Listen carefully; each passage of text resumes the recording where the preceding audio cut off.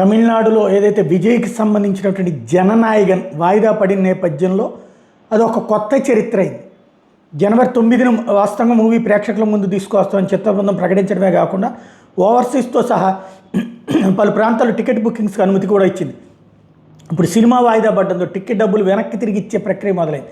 Cinema విడుదలకి మార్గం సుగమవుతుందని అభిమానులు భావించినా కూడా అవ్వలేదు. బుధవారం వరకు బుక్ మై షో వేసిన వేదిక 4.5 లక్షల టికెట్స్ అడ్వాన్స్ బుకింగ్ రూపంలో అమ్ముడేది. ఇప్పుడు ఆ టికెట్కి సంబంధించిన మొత్తాన్ని బుక్ మై షో వెనక్కి ఇచ్చే ప్రక్రియ మొదలుపెట్టింది. బుక్ మై షో చరిత్రలో ఇది అత్యధిక రిఫండ్ అట. ఇది ట్రేడ్ వర్గాలు చెప్తున్నాయి. ఇండియన్ సినీ చరిత్రలో ఈ స్థాయిలో టికెట్స్ క్యాన్సిల్ అయ్యి తిరిగి చెల్లించడం ఎప్పుడు లేదని చెప్తున్నారు. మరోవైపు థియేటర్స్లో బుకింగ్ చేసుకునే వాళ్ళకి అక్కడే రిఫండ్ ఇస్తున్నారు.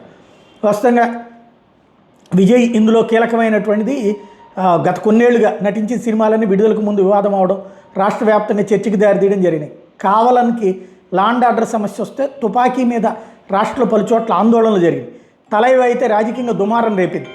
కత్తికి శ్రీలంకన్ వివాదం, పులికి ఫైనాన్స్ డిస్ట్రిబ్యూషను, మెర్సెల్కి జిఎస్టీ, యానిమల్ వెల్ఫేర్ నుండి నోటీసులు, సర్కార్ సినిమాకి రాజకీయ విమర్శలు, మాస్టర్కి కోవిడ్ దెబ్బయింది, వారసుకి తక్కువ థియేటర్స్ కేటాయించడం మీద ఆందోళనలు వచ్చినాయి, లియోకి పరిమిత షోలకు మాత్రమే అనుమతి ఇవ్వడం మీద విజయ్ సినిమా సర్వత్రా వార్తలు నిలిస్తే ఇప్పుడు జననాయకన్ సెన్సార్ సమస్య చుట్టుముట్టడం అన్నటువంటిది పెద్ద సమస్యగా మారింది.